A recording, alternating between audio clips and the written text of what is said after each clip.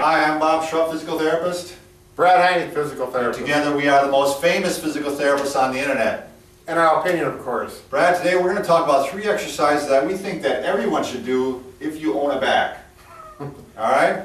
Even if you're not having back pain. I think you should do these. If you're having back pain, you can do these and they definitely may help, but a lot of times you want to do the exercises that are specific for your particular type of back pain. Right. So maybe you want to be a little careful on these. These are the ones to help prevent back pain, or let's say you've had episodes in the past, maybe they'll help stop them from happening again. And maybe one disclaimer, if you try these, you might be one of that small percentage where it does create pain. Right. If it does, don't do it. But the vast majority of people, these will be appropriate. Probably 90%, sure. maybe 80%, depending on how old you are, which brings me to a point. Oh yeah.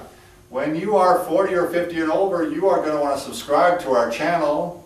And Nancy's going to put a little hand thing. Yeah, there it is. Because we provide exercises and we can provide hints and instruction on how to stay healthy and fit well into your 40s, 50s, and older. You betcha. If you got back pain, ankle sprain, vertigo, dizziness, you own a body part. We have over 200 videos now that'll help you out. So let's start off with the spine, Nancy. Let's see how she does with the throw. Who's catching? Brad? Oh, nice throw. You're getting better, Nancy. Just very briefly, Brad, what is the one position we're trying to avoid with back pain quite often? Yeah, the old C posture. Right, the C posture. And you know what that C stands for? No. Criminal. Oh, because wow. that C is a criminal is going to rob you of health and take away healthy moments throughout your life as you get older, and 40, 50 and over. That C posture is like this. So yeah, if I'm standing, I'll be like the spine. If I go like this is the position that'll put your spine at a harmful position. Exactly. It doesn't mean you cannot do that, but when you're in that position for long periods of time or with a lot of stress on it, the two big things that you want to avoid with that. So the exercises actually are putting your back in the opposite position. So we found out that this is the harmful position, and generally going back the other way is the position that will help prevent back pain. Right.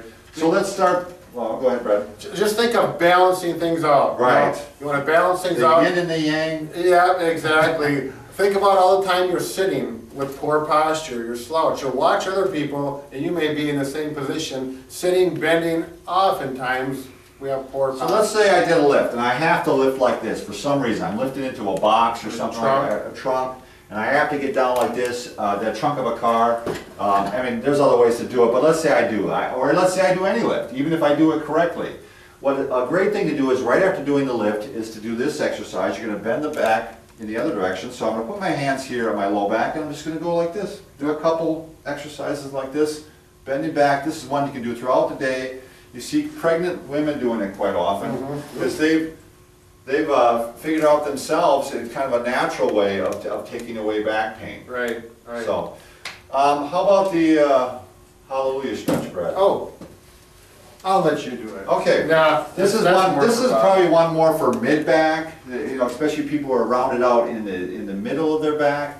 But most of us are sitting in a chair at some point during the day, and especially if you have a chair that has a nice solid back, and that doesn't go up too high, because you have to reach over the end of it. So you're working on your computer or whatever, watching TV, and every so often what I'd like to see you do is just to do what we call the hallelujah stretch. Hallelujah stretch. Hallelujah!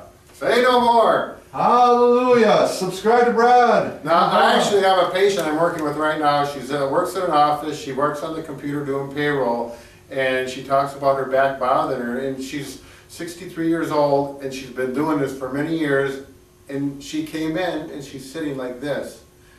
And so I talked about her posture, and like this. Exactly, and I'll talk to her about it one more time on the next stretch, but I told her to do the hallelujah stretch.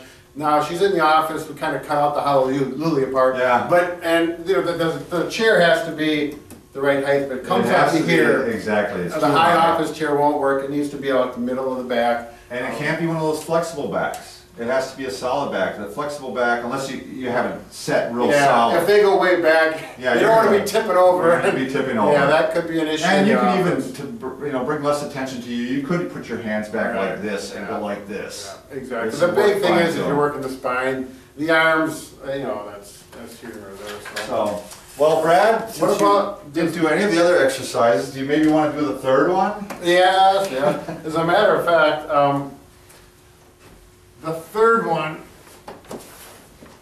It's probably the best one of the three, to be honest with you, I think. and this woman, I had her lay down and I wanted to check her range of motion on her back, going in that back direction, and she got up to about to here. And that was it. As a matter of fact, it was hard for her to do that. I had to have her put her arms on her forearms to do the press up. And granted, when you're in your 60s, you're not as flexible, but after 3 visits and I had her doing this at home, she's up to here now. And she's really gained a lot. As a matter of fact, I don't want to get into this too much, but she did have leg pain associated with the back pain. Sure. Since she started doing these, no more leg pain. Right, and that's It's- quite often. it's all Again, up this here. is kind of another video, but this is, again, a great preventative one Yeah. that everyone really should do, unless, again, there's some inherent problems that you have which would Right. make it worse. You do want to make sure that it's not causing increased pain.